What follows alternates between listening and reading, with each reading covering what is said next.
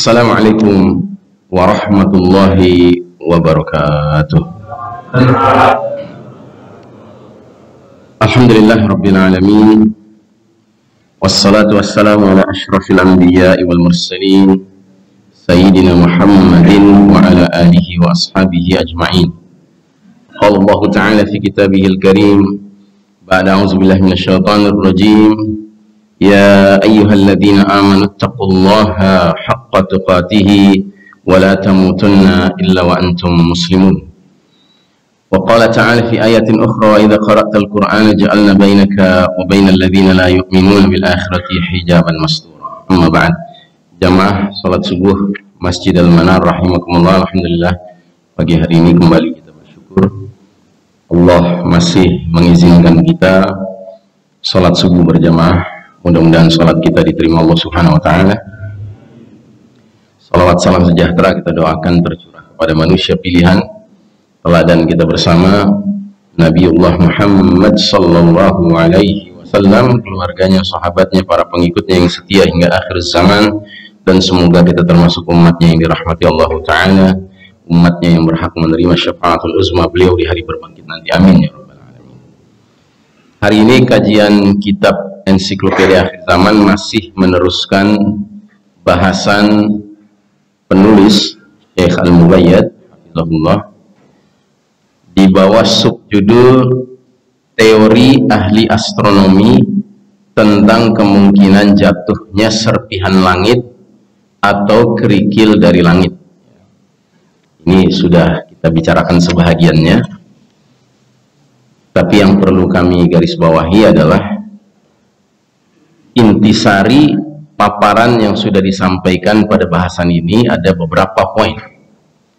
Jadi Syekh Mubayyad mengutip pandangan-pandangan para ahli ilmu falak, astronomi, mengenai kemungkinan jatuhnya serpihan dari langit atau batu-batu kerikil yang ternyata menurut para ilmuwan sebenarnya kemungkinan itu sangat besar, ya. Peluang itu sangat besar.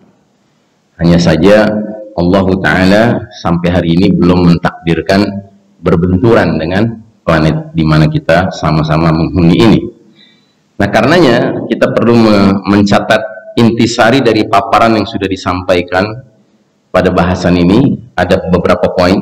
Satu, jatuhnya potongan atau satu benda langit merupakan salah satu bentuk siksaan yang ditunjukkan oleh Al-Quran, dan itu akan terjadi. Dua, salah satu umat yang diberitakan kisahnya oleh Allah Ta'ala tentang hukuman terhadap mereka dengan batu-batu dari langit adalah kaum Lut. Sudah pernah terjadi.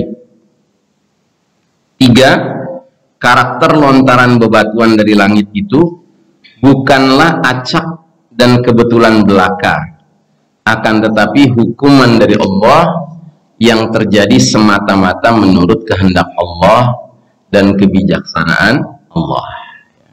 Makanya dalam kasus kaum Lut di dalam Al-Quran, Allah tidak saja mengatakan sijilin mandud, batu-batu tanah liat panas yang keras, yang berjatuhan bertubi-tubi, tetapi Allah kemudian mengatakan musawwamah, sijilin mandud musawwamah. Musawwamah itu artinya masing-masing batu ada alamatnya, ada namanya, ya. Jadi dia bukan batu yang berjatuhan serampangan, tidak, tetapi ini jatuhnya sudah direncanakan oleh Allah Subhanahu wa ta'ala, menimpa siapa dan tidak menimpa siapa, ya. Nah, dalam kasus ini bayangkan Allah Ta'ala mengizinkan Nabi Lut membawa keluarganya yang beriman, membawa pengikutnya yang beriman, evakuasi, meninggalkan negeri yang dihantam siksaan yang begitu dahsyat, tetapi kemudian istrinya tidak termasuk yang dikecualikan. Istrinya illam ra'ataka kanat minal ghabirin, kecuali istrimu dia termasuk yang tertinggal. Tertinggal itu dalam arti termasuk yang bakal kena siksaan. Dan ini kalau kita kaitkan dengan kebijaksanaan Allah, ya sangat cocok. Karena apa?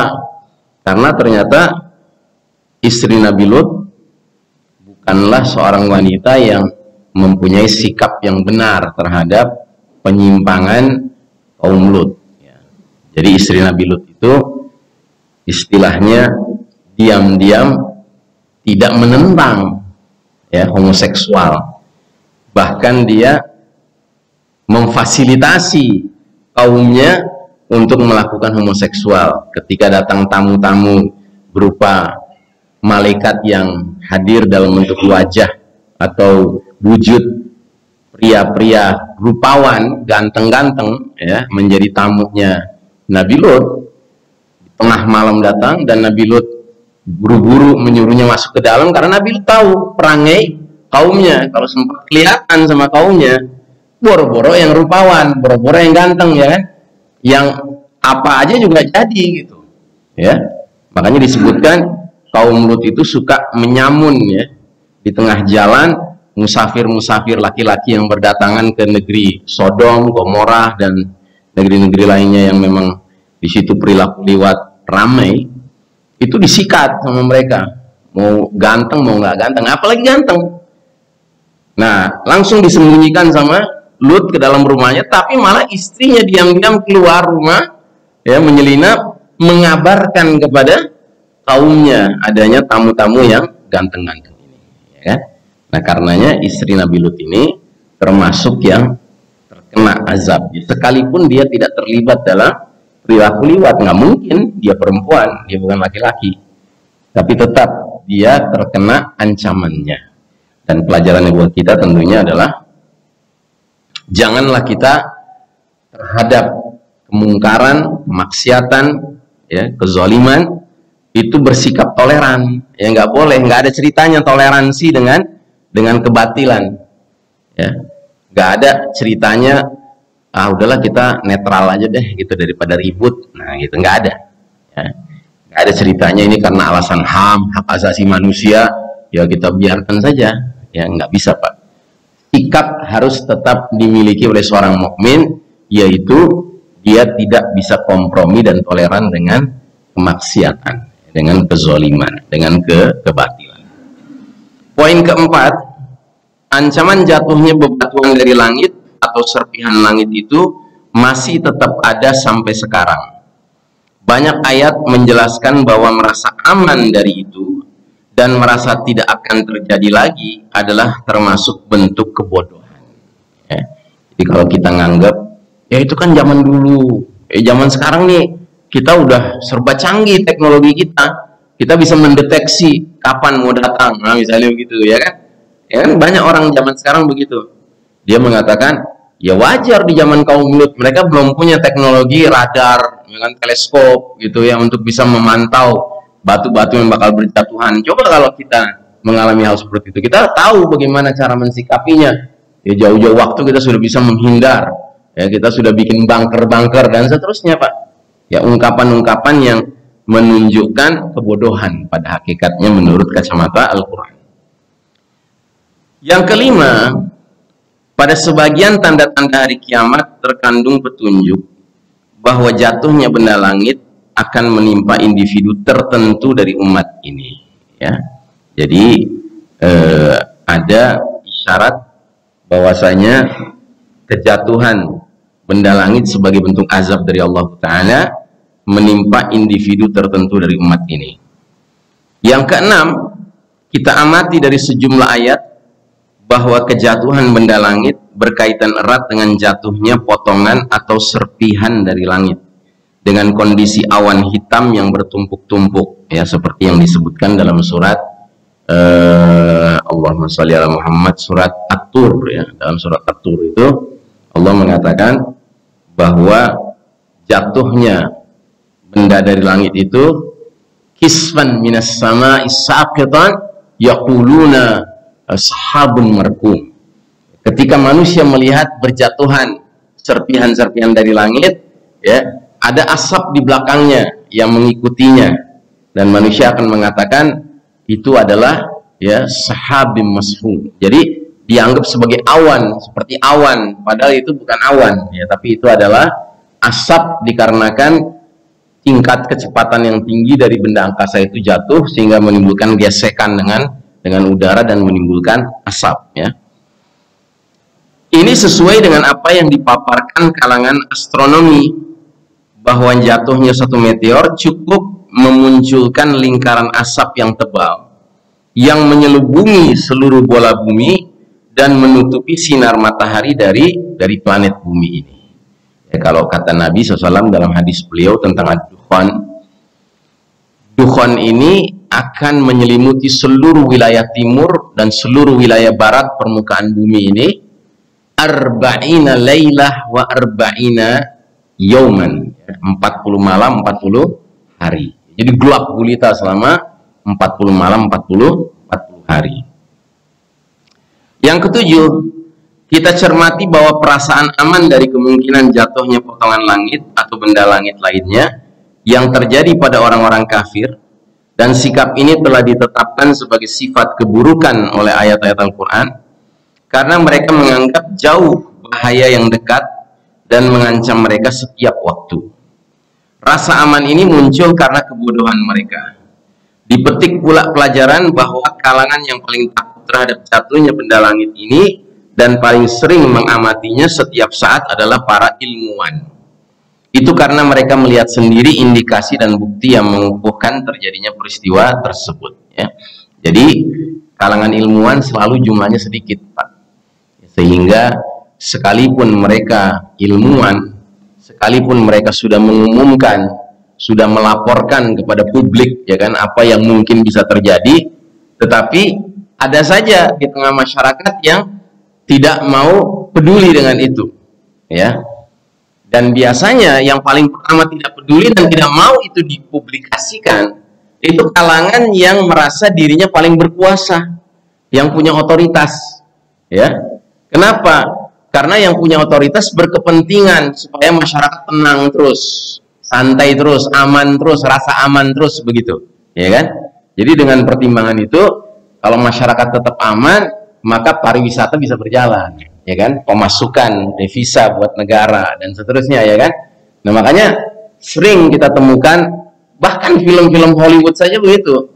Kalau ada sesuatu bencana besar mau terjadi, ilmuwan sudah memberi laporan kepada penguasa, penguasa tidak mau mengumumkan, melarang itu diumumkan. Karena apa? Karena bisa menimbulkan kegoncangan masyarakat. Alasannya begitu. Padahal ternyata ancaman bencana itu sangat besar ya dampaknya jika terjadi ya. Nah jadi kalangan ilmuwan itu selalu berada di baris terdepan yang merasa sangat khawatir. Mereka ngerti betul tentang ancaman ini ya, termasuk dalam hal ini ahli ilmu falak, astronomi yang memang sibuk melakukan pemantauan benda-benda angkasa di langit itu ya. Mereka sadar bahwa potensi, probabilitas, kemungkinan hantaman dari langit itu sangat besar, mata rahmat Allah begitu. Tapi kalau Allah menghendaki ya kata orang Malaysia, bila-bila masa dia bisa tiba-tiba menabrak planet kita ya, dan kita tidak siap menghadapinya. Bahkan para astronom pun mengatakan bahwa seringkali para astronom ini kayak kecolongan gitu. Sesuatu yang mereka sudah pantau dengan teleskop kelihatan jauh, tidak akan melewati lintasan planet kita. Tiba-tiba karena satu dan lain hal yang mereka tidak mengerti, dia membelok gitu, makin mendekat ke planet kita. Itu sering terjadi. Tapi alhamdulillah kemudian tidak sampai berbenturan ya, menabrak lintasan orbit planet bumi kita ini. Ya, ini semua lagi-lagi semata-mata hanya karena rahmat Allah ya. Jadi ilmuwan sendiri tidak bisa memastikan, Pak. Seringkali mereka ketika sudah dekat sekali baru mereka bisa memberi kabar ya kan. Ya bagaimana akan siap, masyarakat dunia juga nggak akan siap ya. Baik, sekarang kita masuk kepada subbab baru, yaitu poin B, ad-dukhan, tanda asap. dan hubungannya dengan Dajjal serta dijatuhkannya potongan dari langit. Ya. Ingat, Ad-Dukhan ini salah satu dari asyra ayat, ya, 10 tanda-tanda besar kiamat. Sudah diketahui bahwa tanda asap dan Dajjal adalah 2 tanda dari sekian banyak tanda hari kiamat yang besar. Bahasan ini berisi ijtihad dalam memahami apa yang dimaksud dengan tanda asap atau dukhan. Ijtihad ini dilakukan berdasarkan ayat-ayat Al-Quran yang menunjukkan alamatus sa'ah, tanda-tanda hari kiamat. Sebagai tambahan, dengan disertakan sejumlah asar ulama salaf yang menunjukkan hubungan tanda ini dengan dijatuhkannya serpihan atau potongan dari langit, kemudian disempurnakan pula dengan sejumlah indikasi yang berkenaan dengan bahasan ini sebagai pelengkap dari pendahuluan keempat pada bahasan yang lalu tentang deskripsi tanda hari kiamat dan sisi keterkaitannya dengan tanda khurujud Dajjal, keluarnya Dajjal. Tentunya ijtihad ini hanya berupa kemungkinan, bukan kepastian. Penjelasan secara terperinci tentang hal ini terdapat pada 2 pokok pembicaraan berikut ini. 1. Makna terpenting yang dikandung oleh Ad-Dukhan, tanda asap, dan seberapa jauh keterkaitannya dengan potongan dari langit. Firman Allah Ta'ala surat Ad-Dukhan dari ayat 10 hingga 15. Ba'da a'udzubillahi minasyaitonir rajim. فارتقب يوم تأتي السماء بدخان مبين يغشى الناس هذا عذاب أليم ربنا اكشف عنا العذاب إنا مؤمنون أنى لهم الذكرى وقد جاءهم رسول مبين ثم تولوا عنه وقالوا معلم مجنون إنا كاشف العذاب قليلا إنكم عائدون. Artinya, maka tunggulah hari ketika langit membawa asap yang nyata yang meliputi manusia. Inilah siksa yang pedih. Mereka berdoa, wahai pemelihara kami, wahai Rabb kami, lenyapkanlah dari kami azab ini. Sesungguhnya kami akan beriman. Bagaimanakah mereka dapat menerima peringatan, padahal telah datang kepada mereka seorang Rasul yang memberi penjelasan? Kemudian mereka berpaling daripadanya dan berkata, dia adalah seorang yang menerima ajaran dari orang lain, lagi pula dia seorang yang gila. Sesungguhnya kalau kami akan melenyapkan siksaan itu sedikit, kalian pasti akan kembali ingkar. Ya, Ad-Dukhan ayat 10-15. Jadi suratnya sendiri namanya sudah Ad-Dukhan, kabut asap. Penjelasan. Rangkaian ayat ini sudah dijelaskan. Yang berpendapat bahwa Dukhan ini sudah terjadi di zaman Nabi dan para sahabat hidup di Mekah. Ya. Ketika itu terjadi paceklik di Mekah, sehingga kaum Quraisy itu mengalami kesulitan, kelangkaan makanan, dan mereka mengalami kelangkaan makanan sampai ke tingkat orang-orang mulai menjadi kurus, dan bahkan mulai kayak banyak ngelindur gitu, ya kan, saking laparnya, ya. Dan mulai mereka sampai berhalusinasi. Tahu halusinasi? Halusinasi itu kayak melihat sesuatu padahal nggak ngelihat sesuatu, ya. Nah, jadi dalam hal ini Ibnu Mas'ud berkeyakinan Dukhan itu sudah terjadi di zaman Nabi dan para sahabat ketika paceklik di Mekah, ya kan. Dan orang-orang Quraisy itu, musyrikin Quraisy itu sudah sampai melihat di langit itu kayak ada kabut asap begitu, ya kan. Nah, padahal sebenarnya itu halusinasi. Nah, Syekh Mubayyad tidak sependapat dengan pendapat banyak ulama yang mengutip ucapan Abdullah bin Mas'ud. Kalau Syekh Mubayyad meyakini rangkaian ayat surat Ad-Dukhan tadi bukan sedang membicarakan paceklik di zaman Nabi dan para sahabat, tetapi sedang membicarakan min alamatis sa'ah, di antara tanda-tanda besar kiamat yang belum terjadi. Benar makna sesungguhnya, benar-benar akan ada nantinya, ya, kabut asap yang menyelimuti planet bumi ini, ya, sebagaimana kalimat demi kalimat yang digunakan Allah dalam surat Ad-Dukhan ini. Nah, ini diterangkan selanjutnya. Hal yang membantu kita untuk memahami demikian adalah penjelasan poin-poin penting yang terkandung oleh ayat-ayat ini. Di antaranya adalah sebagai berikut. A.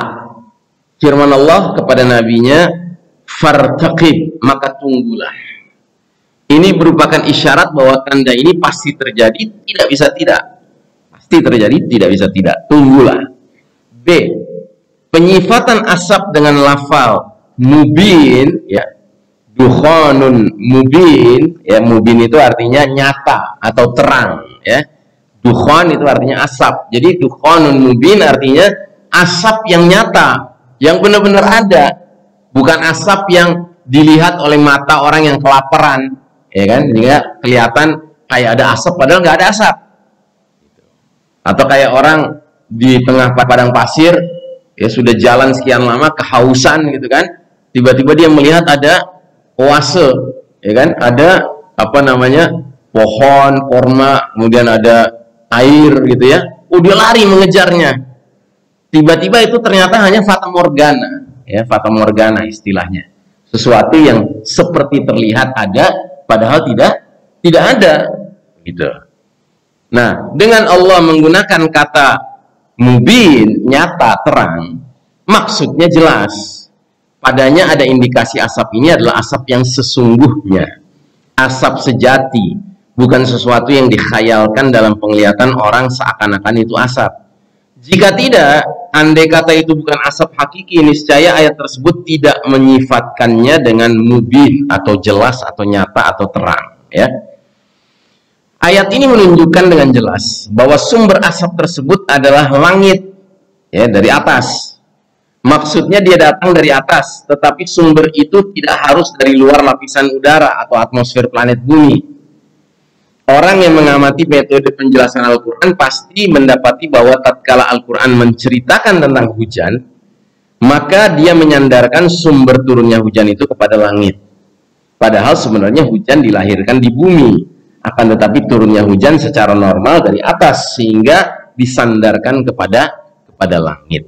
Ya, jadi seperti kita sudah belajar dalam apa namanya, ilmu fisika, ya kan, bahwa matahari menyedot air-air yang ada di kolam, ya kan, di danau gitu, kemudian naik ke atas menjadi awan, kemudian turunlah hujan, ya kan. Sesungguhnya dia bukan turun dari luar atmosfer planet bumi ini hujan itu, tapi turun dari dalam planet bumi ini sendiri sebagai sebuah proses, ya. Nah, demikian juga dengan dukhanun mubin ini, bisa jadi dia benar-benar datang dari luar atmosfer planet bumi, tapi bisa jadi memang dari dalam planet bumi sendiri. C. Dari ayat ini didapatkan kejelasan bahwa asap itu menyelimuti manusia. Penyelimutan itu mengandung sejumlah makna, diantaranya makna mendatangi, menutupi, dan makna ketakutan. Ya, jadi di sini Allah menggunakan kata-kata yaghshannas, menyelimuti seluruh manusia. Nah, istilah yaghsha itu dalam bahasa Arab tidak hanya berarti menyelimuti, tetapi juga berarti menutupi, bahkan berarti menimbulkan rasa takut. Begitu. Jadi kabut dukhan ini nanti kalau sudah datang, dia tidak saja membuat kita nggak bisa lihat, gelap gulita gitu ya Pak ya. Sekalipun siang, tapi jadi gelap gulita. Nah, bukan saja menyelimuti, menutupi, tapi menimbulkan rasa takut. Ya, ya jelas Pak, di mana-mana kalau orang itu sudah dalam keadaan tiba-tiba gelap gulita, ya kan, dia menjadi takut kan. Ya, jadi kita yang lagi kerja malam-malam tiba-tiba mati lampu, ya kan? Itu kan ibaratnya kita tiba-tiba menjadi tidak leluasa untuk berbuat apapun, sekalipun di rumah sendiri. kita hafal kursi di mana, meja di mana, ya kan, tiang di mana, tapi kadang-kadang masih nabrak-nabrak juga kan, Pak. Nah, bagi orang-orang kebanyakan, situasi mendadak jadi gelap gulita itu membuat rasa takut. Ya, apalagi kalau kegelapan itu disebabkan oleh asap yang nyata, yang kelihatan seperti menutupi kita semua, menyelimuti kita semua, itu pasti menimbulkan rasa khawatir, takut, ya. Maksudnya bahwa asap ini datang kepada manusia sehingga mereka melihatnya dengan mata kepala mereka, lantas asap itu menutupi mereka atau menyelimuti dari atas mereka. Makna-makna ini seluruhnya menunjukkan bahwa asap itu secara zahir dan hakiki menyelubungi di antara manusia atau dari atas mereka sehingga mereka tidak mampu melihat. D.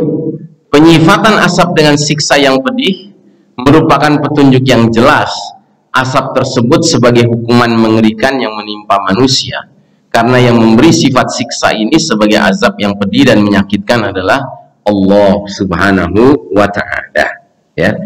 Walaupun kita dibesarkan hati kita, ya, dengan sebuah hadis. Hadis ini secara status sebenarnya termasuk hadis yang dhaif. Tetapi patut kita cermati hadis ini, di mana Nabi Muhammad SAW mengatakan, kabut asap dukhan ini ketika menyentuh orang-orang beriman, maka orang-orang beriman itu sebatas mengalami zakmah atau zukmah. Zukmah itu artinya pilek, artinya flu, bahkan artinya yang lain lagi adalah bersin. Jadi orang beriman itu kena kabut asap ini cuma sebatas flu, pilek, bersin.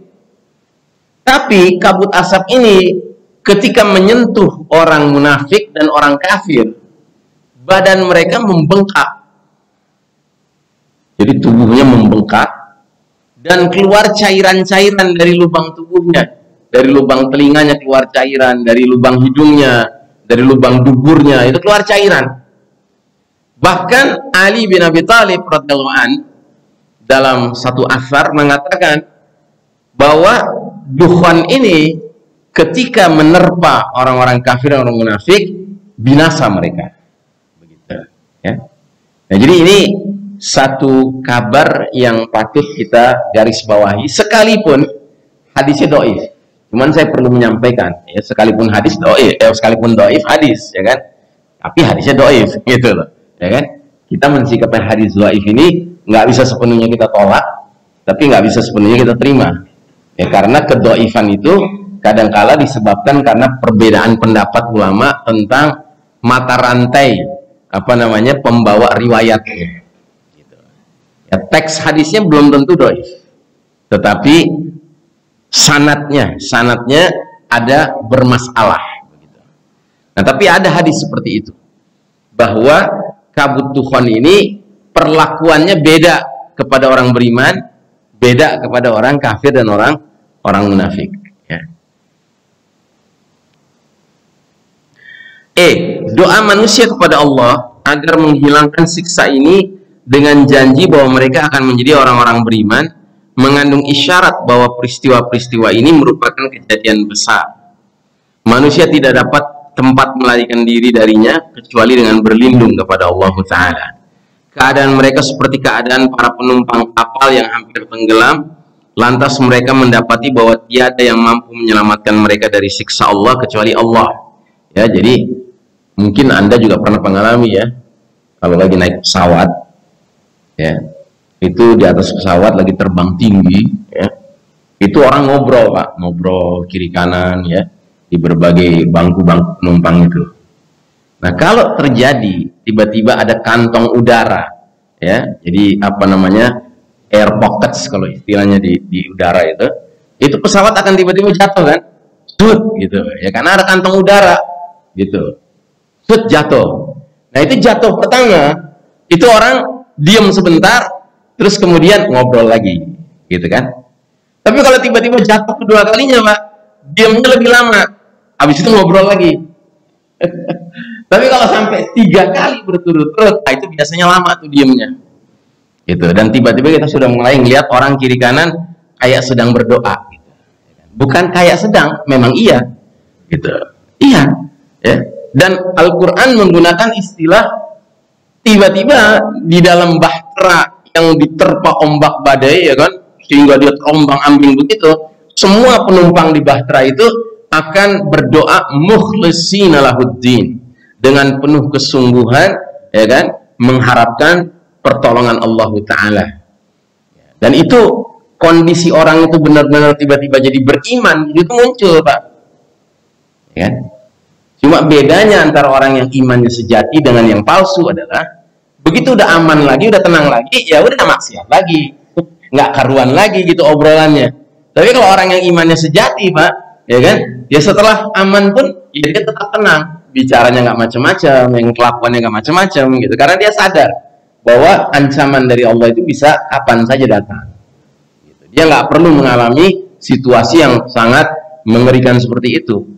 Nah, begitu juga dengan ini, kabut dukhan nanti akan menyebabkan orang rame-rame mengharapkan kepada Allah, hilangkan siksa ini, kami janji dah kami mau jadi orang-orang beriman. Nah, begitu, ya kan? Itu muncul, Pak, ya. Makanya sering dikatakan oleh para ulama bahwa penderitaan yang manusia alami, ya kan, itu sebenarnya cara Allah untuk mengembalikan dia mengingat Allah. Begitu. Jadi jangan sekali-kali kita bersuuzon kepada Allah, sangka buruk kepada Allah bahwa musibah yang kita alami, penderitaan yang kita alami, apapun bentuk penderitaan itu jelek. Tidak. Dia kadang-kadang memang perlu untuk menyadarkan kita agar zikrullah, agar mengingat Allah, ya. Pola kalimat ini menunjukkan bahwa iman mereka termasuk iman karena terpaksa, kokoh ketika terjadi bencana dahsyat, tapi merosot dan hilang ketika sudah aman, ya kan? Banyak orang begitu, Pak, ya kan? F. Kalamullah, firman Allah bahwa dia akan menghilangkan siksa itu sebentar, mengisyaratkan peristiwa ini dekat waktunya dengan kiamat yang merupakan bencana besar. Inilah makna paling jelas yang ditunjukkan oleh ayat-ayat tersebut, yang menunjukkan asap sejati yang jelas, tidak diragukan walau hanya dinyatakan oleh dua orang sekalipun bahwa itu adalah asap. Asap ini akan menerpa bumi dan menutupi pandangan manusia. Menjadi jelas karenanya dengan adanya siksaan besar ini. Oleh karenanya orang-orang berlindung pada Allah agar Allah hilangkan azab itu dari mereka. Ayat-ayat tersebut menjelaskan siksaan itu akan hilang sebentar dari mereka, yang menunjukkan sudah dekatnya peristiwa itu dengan hari kiamat. Makna-makna dengan sifat ini belum pernah terjadi, dan isyarat ayat-ayat ini menunjukkan bahwa itu pasti terjadi, ya. Nah, jadi saudaraku rahimakumullah, ini penjelasan Syekh Mubayyad tentang rangkaian surat Ad-Dukhan ayat 10 sampai 15 tadi. Nah, khusus ayat 10-nya ada lagi keterangan yang dikaitkan dengan asar. Asar itu ucapan seorang sahabat atau tabi'in, yaitu surat Ad-Dukhan ayat 10-nya. Fartaqib yauma ta'tis sama'u bidukhanin mubin. Tunggulah hari ketika langit membawa asap yang nyata. Nah, asarnya dari Abdullah bin Mulaikah. Dia berkata, "Ghadawtu ala Ibni Abbasin radhiyallahu anhuma dzata yaumin. Faqala ma nimtul barihah hatta asbahtu. Qultu lima? Qalu tala'al kawkabu dhu dhalabi. Fakhashitu ayyakuna ad-dajjalu ada taraq. Ma nimtu hatta asbahtu." Aku berangkat, kata Abdullah bin Mulaikah, aku berangkat pagi-pagi menemui Ibnu Abbas radhiyallahu anhuma pada suatu hari. Lantas Ibnu Abbas berkata, aku tidak tidur malam ini sampai pagi. Jadi Abdullah bin Mulaikah ini bukan sahabat, dia tabi'in, ya. Dia tabi'in, datang ke rumah seorang sahabat senior, yaitu Abdullah bin Abbas, Ibnu Abbas, ya. Ternyata Ibnu Abbas mengalami tidur malam ini sampai pagi. Ditanya, kenapa? Dijawab, orang-orang berkata, bintang berekor muncul malam tadi. Aku khawatir asap itu sudah muncul, maka aku tidak tidur sampai aku memasuki waktu pagi. Jadi Ibnu Abbas mengkaitkan ya berita yang beredar di kalangan manusia bahwasanya bintang berekor sudah muncul pada malam tadi. Nah, efek daripada hal itu membuat Ibnu Abbas gak bisa tidur. Karena Ibnu Abbas ingat bahwa ada isyarat-isyarat dari Nabi bahwa kalau bintang berekor sudah kelihatan, itu pertanda dukhon gak lama lagi akan terjadi. Begitu. Maka kami katakan, maksudnya penulis kitab ini, athar ini sahih dari Hibrul Ummah, sang tinta umat karena luasnya ilmu. Ya, sekaligus ahli tafsir Al-Quran, Ibnu Abbas radhiyallahu anhuma. Jadi seperti kita ketahui, Ibnu Abbas ini termasuk salah satu Abdullah yang ahli dalam urusan agama. Ya, di kalangan para sahabat itu ada beberapa Abdullah, Pak, yang dikenal ahli dalam ad-din, dalam agama. Ada Abdullah Ibnu Abbas, ada Abdullah Ibnu Umar, anaknya Umar bin Khattab, ada Abdullah Ibnu Mas'ud radhiyallahu an. Ya kan, ini sahabat-sahabat yang sebenarnya secara umur relatif muda, Pak, tapi mereka ini diberi sama Allah tafaqquh fiddin, ya kan, kemampuan mendalami agama. Dan khusus Ibnu Abbas, beliau keahliannya adalah tafsir Al-Quran. Makanya Ibnu Abbas dikenal sebagai ahli tafsirnya para sahabat. Di dalamnya, di dalam asar Ibnu Abbas ini terkandung beberapa petunjuk agung. Yang paling penting, dia mengkaitkan antara terbitnya bintang berekor dengan tanda dukhon, kabut asap, yang dianggap sebagai salah satu tanda hari kiamat. Bisa jadi keterkaitan erat antara dua perkara ini menunjukkan karakter hubungan antara keduanya, yakni bahwa terbitnya bintang itu menjadi sebab munculnya tanda asap. Di samping itu, di dalamnya juga terdapat pengarah atau sinyalmen. Tanda asap itu menunjukkan peristiwa-peristiwa masa depan. Jika tidak, niscaya Ibnu Abbas tidak akan ketakutan terhadap perkataan orang-orang tentang munculnya bintang tersebut.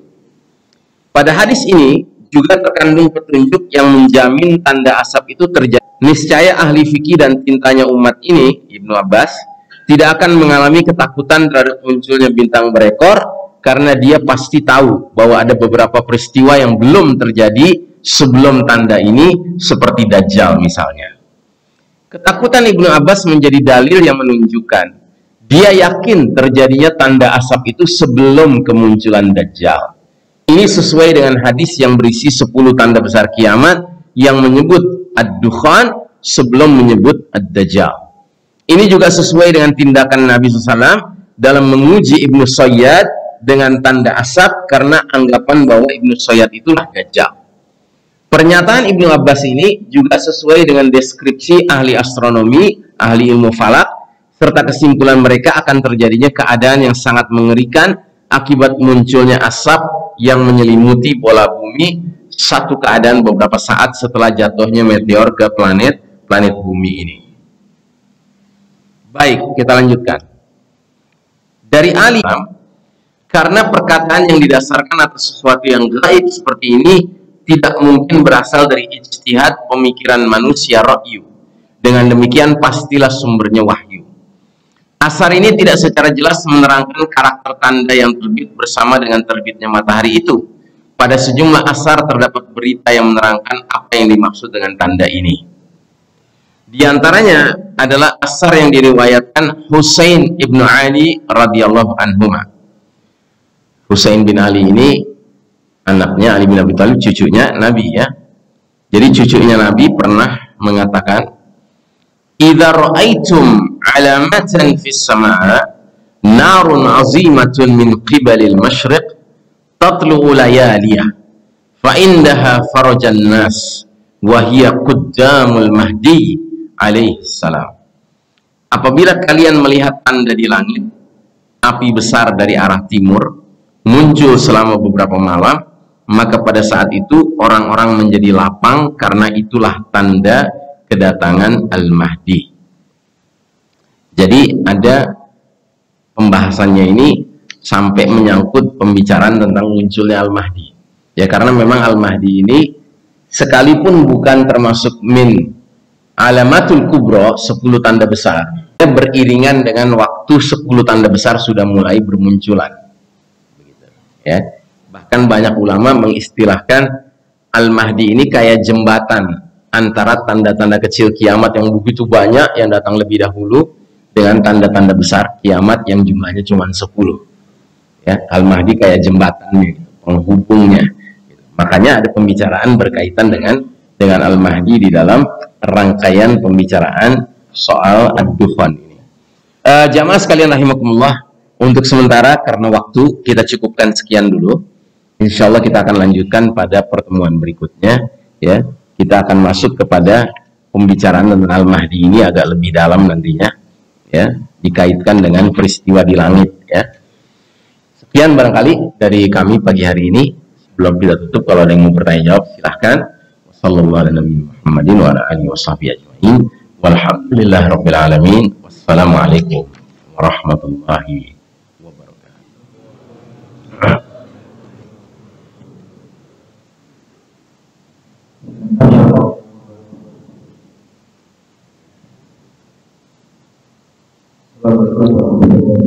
Waalaikumsalam.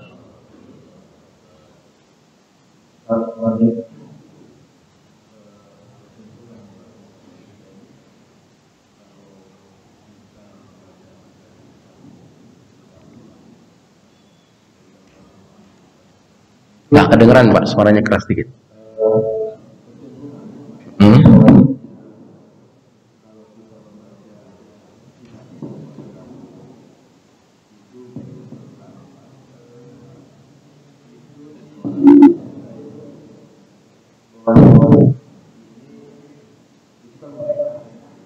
Ya, ya.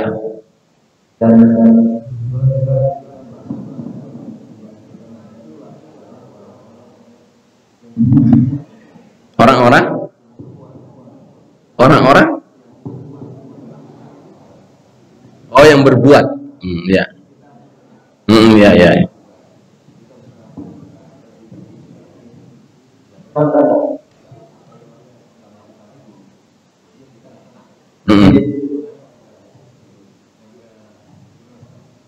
Dan boleh kalau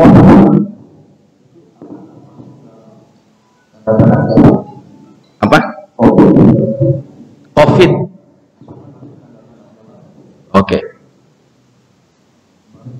Ya. Ya, jadi memang itu kecenderungan manusia seperti itu, Pak. Jangankan lagi kita bicara tentang sesuatu yang sudah terjadi di masa lalu, Pak, seperti kaum Nabi Lut itu, ya kan? Itu kan sudah jauh sekali ya, ribuan tahun yang lalu begitu. Yang terjadi di zaman kita sekarang saja, bersamaan dengan kita yang hidup bersamanya, itu seringkali kita merasa perlu menenangkan diri kita. Kayak contohnya misalnya, kita mendengar kasus kecelakaan mobil beruntun di Jagorawi misalnya gitu, atau di jalan tol mana gitu ya, sekian orang tewas misalnya gitu. Memang sih kita langsung mengucapkan innalillahi wa inna ilaihi raji'un gitu ya, musibah gitu ya. Tapi ada kecenderungan kita untuk mengatakan ya itu kan orang lain gitu. Kita sih kayaknya nggak bakal ngalamin lah kayak gitu. Sehingga kehati-hatian kita, kewaspadaan kita ketika sedang di jalan tol seperti nggak ada hubungan dengan kejadian itu. Padahal kan mestinya kejadian itu membuat kita berpikir, bisa kejadian, kita pelajari kasusnya apa. Oh rupanya karena ada rem blong misalnya gitu, ya kan? Nah, apa iya terus kita setiap kali mau masuk ke jalan tol sudah benar-benar peduli untuk memastikan rem kita nggak blong, gitu, ya kan? Apakah kita peduli untuk kemudian benar-benar berdoa minta perlindungan Allah agar nggak terjadi apa-apa di sepanjang perjalanan tol itu, ya kan? Karena orang lain mengalami, memangnya kita nggak bisa mengalami? Kan bisa mengalami. Dan ini nggak ada kaitan dengan ini orang berdosa atau nggak berdosa ya Pak ya.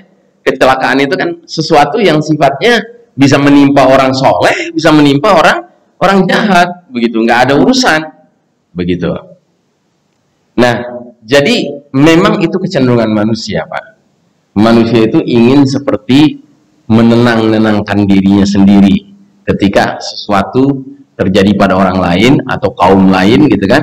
Terus semacam cari pembenaran, Ya saya kan nggak pernah terlibat perbuatan seperti itu. Masa sih saya mengalami siksaan seperti itu kan gitu, ya kan?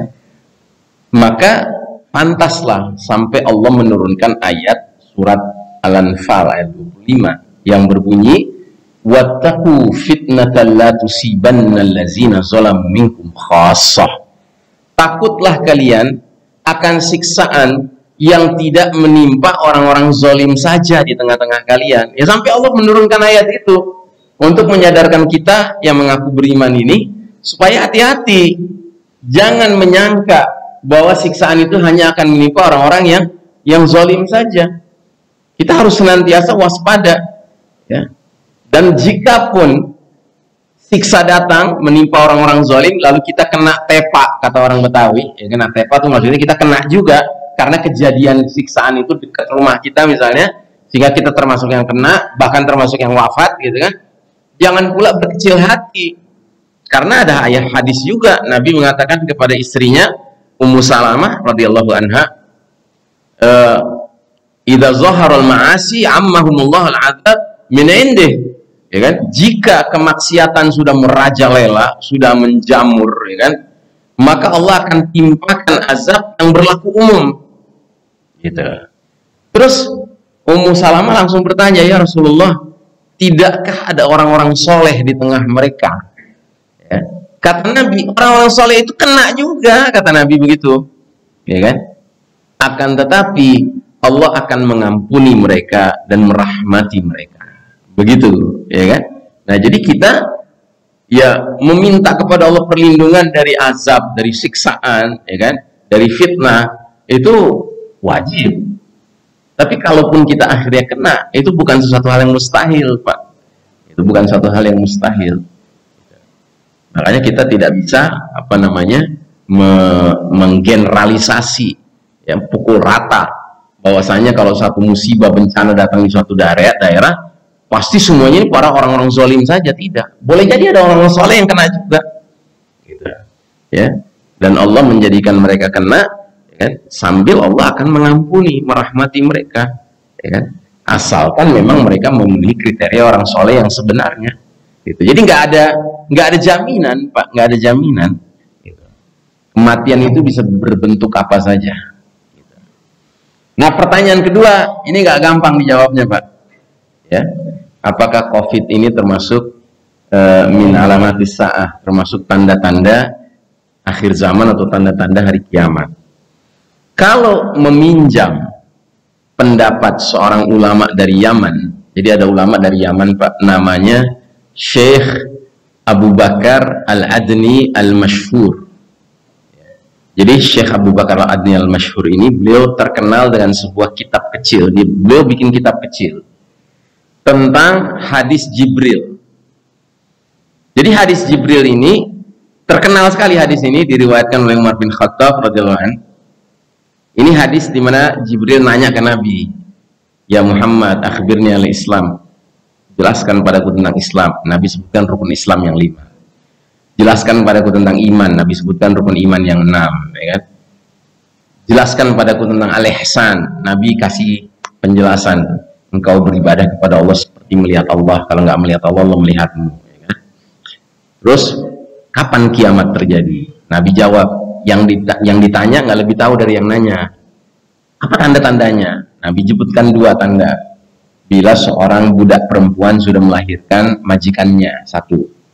2, bila orang yang miskin, telanjang dada, tidak beralas kaki, penggembala domba, sudah mulai berlomba-lomba membangun gedung-gedung tinggi, kan? Udah pergi malaikat Jibril. Nabi nanya sama Umar, ya Umar, kamu tahu siapa itu? Allah dan Rasul lebih tahu. Kata Nabi, itulah malaikat Jibril datang ke tengah kita mengajarkan agama kepada umat ini. Ini hadis terkenal, Pak, hadis Jibril disebutnya, ya. Sebagian besar ulama kalau membicarakan hadis ini berkesimpulan bahwasanya ajaran Islam ini, dinullah al-Islam ini, pilarnya 3. Pilar Islam, pilar iman, pilar ihsan. Nah, Syekh Abu Bakar Al-Adni Al-Mashhur ini nggak sependapat. Dia bilang keliru kalau dikatakan pilar agama Islam 3 ini. pilar agama Islam ada 4, gitu. Karena malaikat Jibril bukan hanya nanya soal Islam, soal iman, soal ihsan, tapi ada pertanyaan yang keempat yang dilanjutkan dengan pertanyaan kelima. Berarti ada pilar keempat dalam ajaran Islam ini, namanya pilar alamatus sa'ah, tanda-tanda hari kiamat. Nah, beliau Abu Bakar Al-Adnani ini, beliau berpendapat bahwa COVID ini termasuk min alamatis sa'ah, di antara tanda-tanda ya hari kiamat. Begitu. Kenapa? Karena dia bilang belum pernah ada kejadian taun, ya kan, wabah itu menimpa seluruh planet bumi ini, belum pernah ada kejadian, dia bilang begitu. Maka ini pantas disebut sebagai min alamatis sa'ah. Ya. Dan beliau termasuk berkeyakinan bahwa ini bukan taun biasa. Ya, taun itu artinya wabah, Pak. Tetapi ini taunan, gitu. Maksudnya bikinan. Ya, bikinan siapa? Orang-orang jahat di muka bumi ini. Untuk menimbulkan apa? Menimbulkan kekacauan. Kekacauan ekonomi, kekacauan politik, ya kan? Kekacauan sosial, ya kan? Kekacauan medis, kesehatan, ya kan? Ini menimbulkan, Pak. Ya. Belum lagi sesudah itu solusinya satu-satunya harus diinjus, nggak boleh pakai solusi lain, gitu. Dan itu bahkan menjadi syarat nantinya. Ya, syarat untuk apa? Untuk kerja, untuk sekolah, ya kan, untuk ini, untuk itu, kan nggak masuk di akal, Pak. Ya kan? Padahal perjalanan umat manusia ini sudah sekian lama, Pak, peradaban umat manusia, dan sudah banyak muncul gagasan-gagasan tentang penyelesaian perkara penyakit, ya kan, yang sifatnya banyak pilihan. Kok sekarang diharuskan pilihannya cuma satu? Kan aneh, gitu. Aneh sekali. Padahal banyak bukti-bukti yang menunjukkan ada mereka-mereka yang terkena penyakit ini, ya kan, di daerah-daerah, di kampung-kampung, ditangani dengan cara kampung, dengan cara daerah, dia sembuh aja, baik-baik aja, gitu, ya kan? Nggak ada ceritanya mesti diinjus, gitu. Apalagi injusnya sekali, 2 kali, 3 kali, 4 kali, sekarang sampai berapa nggak tahu nih, ya kan? Diharuskan berapa nih, ya kan? Nggak jelas. Nah, belum lagi kalau ditinjau dari sudut, justru yang diinjus banyak yang pada mati sekarang, gitu. Benar, Pak? Gitu. Kalau mau jujur, ya, banyak yang mati sekarang. Masih muda-muda, atlet, ya, lagi main bola, ya kan, mati di tengah lapangan. Cek punya cek, oh udah diinjus, gitu. Ya kan? Dan yang lebih aneh lagi, injus ini udah dikatakan nggak menyelamatkan orang dari penyakit itu, tapi kudu wajib. Kan aneh, Pak. Ya. Makanya Syekh Abu Bakar Al-Adni cenderung berpendapat ini min alamatis sa'ah, ya. Dan ada yang bahkan mengatakan ini termasuk fitnah Duhaimah. Fitnah Duhaimah itu salah satu fitnah yang kata Nabi Muhammad SAW muncul di akhir zaman sebelum Dajjal keluar. Ciri-cirinya apa fitnah Duhaimah? Satu, cirinya dia akan menampar setiap dari umatku, kata Nabi. Jadi dia sifatnya global, Pak. Dia nggak hanya berlaku di satu wilayah tertentu, tapi seluruh dunia. Ini global. Terus kedua, ciri fitnah Duhaimah itu, kalau orang mengatakan dia sudah reda, nanti tiba-tiba dia naik lagi. Nah, ini kan tidak gitu, ya kan? Udah reda nih, kita udah mulai melupakan, Pak. Tiba-tiba WHO ngeluarin pengumuman, ya kan? Indonesia tahap 3, DKI khususnya tuh tahap 3. Dengar nggak beritanya, Pak? Baru ini berita baru, Pak. WHO ngeluarin pernyataan, ya kan? DKI itu tahap 3 ininya, tingkat kerawanannya. Lihatin aja, bentar lagi PPKM deh nih, gitu. Ya kan, siap-siap aja, Pak, ya kan? Nah, jadi kalau orang mengatakan dia sudah reda, dia tiba-tiba naik lagi. Ah, gitu. Persis kan? Ini yang kedua. Terus yang ketiga, kata Nabi, ciri fitnah Duhaimah itu apa namanya? Seseorang pagi hari masih beriman, sore harinya kafir. Jadi mulai bermunculan orang-orang yang jatuh kepada jenis dosa yang kelasnya paling mengerikan. Bukan dosa kecil, bukan dosa besar, tapi dosa yang membatalkan iman. Pagi masih beriman, sore kafir. Ya. Ya kalau saya sih terus terang aja mengatakan, sempat kemarin itu ketika orang meyakini sholat itu caranya nyentrik begitu Pak, berjarak, ya kan, ya kan, itu sebenarnya sudah keluar itu dari kemungkinan masih bisa dikatakan beriman Pak. Kenapa? Karena Nabi nggak pernah mengatakan hal itu. Bahkan sebaliknya, Nabi setiap kali memimpin sholat mengingatkan sawu sufufakum fa inna tasfiyata sufuf min tamamis sholat. Ya, luruskan, rapatkan soft kalian. Ya, kemarin kan luruskan dan sesuaikan soft kalian. Jelah. Keluar tuh kalimat-kalimat keren-keren gitu Pak, yang kita nggak tahu dari mana nih sumbernya. Gitu, yang pasti bukan hadis Nabi. Tapi kok berani-beraninya sih? Bahasa Arabnya sama sama hadis Nabi. Sawu sufufakum fa inna tasfiyata sufuf min tamamis shalah. Gitu terjemahin. Tolong softnya diluruskan dan disesuaikan. Sesuaikan Pak, bukan dirapatkan. Ya, pernah nggak sholat kayak gitu? Ada Pak. Setidaknya di masjid tempat saya sholat ada yang begitu. Ya kan? Dalam hati saya ini, lu dapat dari mana nih? Hadisnya di mana gitu kan? Luruskan dan sesuaikan soft kalian. Sesuaikan. Apa ini sesuaikan? Rupanya sesuaikan dengan prokes. Ya kan? Prokes dari mana? Dari WHO, bukan dari Nabi, kan gitu. Nah, kalau kita meyakini itu cara sholat yang benar, Pak, batal iman, Pak. Batal iman. Cara sholat yang benar itu cara Nabi, bukan cara yang lain. Dan sepanjang sejarah Islam, ta'un sudah pernah terjadi, Pak. Tapi nggak ada riwayat yang menyebutkan di zaman ta'un di Syam misalnya gitu ya. Kemudian para sahabat sholatnya berjarak. Nggak ada. Nggak ada itu. Ya. Dan kalau bicara jenis ta'un zaman dulu Pak, lebih ngeri dari zaman kita sekarang. Zaman dulu itu pagi baru kelihatan bintil-bintil, sorenya meninggal. Kalau zaman sekarang kan ya pilek-pilek, ya kan, dikejar-kejar dulu gitu kan, periksa kan, colok-colok tuh hidung gitu kan, nah dicolok positif gitu. Nah, positif tunggu sekian belas hari, ya kan. Nah kemungkinannya cuma dua, sekian belas hari, ya kan, atau dia sembuh atau dia mati. Yang mati berapa persen? 3%. Yang sembuh berapa? 97%. Gitu. Artinya apa? Kemungkinannya kecil. Gitu, meninggal. Nah, jadi itu yang ketiga. Pagi beriman, sore kafir. Nah, yang keempat, ciri fitnah Duhaimah adalah umat akan terbelah menjadi dua. Satu kemah iman tanpa kemunafikan, satu kemah munafik tanpa keimanan. Ya coba lihat Pak, semenjak munculnya pandemi ini, masyarakat kita terbelah Pak, terbelah masyarakat kita antara mereka yang imannya makin mantap dan meninggalkan sifat-sifat kemunafikan, dan mereka yang kelihatan makin akrab sama orang kafir. Yang akrab sama orang kafir siapa Pak? Orang munafik. Ya kan? Basyiril munafiqina bi anna lahum adzabun alima alladzina yattakhiduna al-kafirina awliya'a min dunil mu'minin. Ya. Berilah kabar gembira kepada orang-orang munafik bahwa mereka akan mendapatkan azab yang pedih. Nah, itu cara Allah ya, apa namanya, bikin sakit hati sama orang munafik. Beri kabar gembira orang-orang munafik bahwa mereka akan dapat azab yang pedih. Ya kan? Kan kayak ngejek kan? Kayak ngejek kan? Kenapa Allah menggunakan bahasa ngejek? Karena orang munafik suka ngejek. Ngejek siapa? Ngejek Allah, ngejek Islam, ngejek Nabi, ngejek umat Islam. Nah, siapa mereka ini, orang-orang munafik ini? Ya, beri kabar gembira orang munafik bahwa mereka akan dapat azab yang pedih. Alladzina yattakhidunal kafirina awliya'a min dunil mu'minin.